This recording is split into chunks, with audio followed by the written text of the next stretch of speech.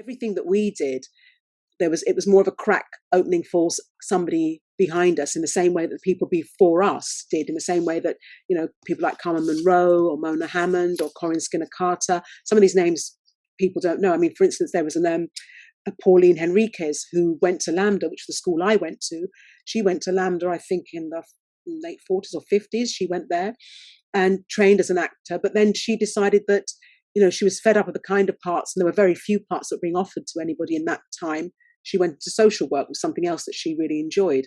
But all those actors, actually, they started to crack and make inroads, but it was still very, very tough.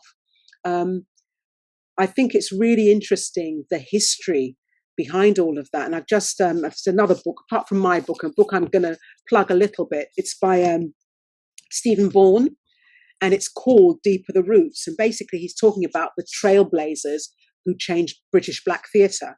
And the names in there are names that some that I've mentioned, like Carmen Monroe or Cleo Silvestre or Cleo Lane, for instance. She did acting jobs, she did things. And I think it's a really, at the time, I'm just going to have a quick look, because he basically looks from the does he look from the, I think, no, he actually goes from the 18 somethings. I think he does. He starts off looking at, the late 1700s, what's there, and 1825 with Ira Aldridge, who played various parts.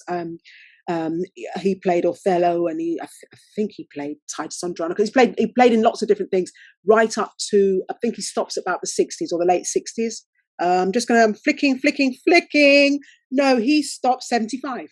That's when he stops. But basically, he's looking at that in quite deep detail. And what's interesting is, I've always thought, not always thought, at some point it came to me that I was speaking to somebody who was younger than me about somebody. They didn't know this actor's name, and it was a Thomas Baptiste, who was an actor at that time who was quite celebrated. And of course I thought, well, how would he know? Why would you know this person's name? You know, they didn't know. They might have known Carmen Monroe because she was in Desmond's, but they might not know Corinne Skinner Carter. But do you know what I mean? So those, or Isabel Lucas, somebody didn't know her. You know, so I thought, we weren't creating our history, we were creating the history, not noting it down. But now, with about that level of time, I think it's interesting and it's important to mark that history and stamp it and say, because actually now it is history and it's part of Black British history, but also British history is what it's part of, actually.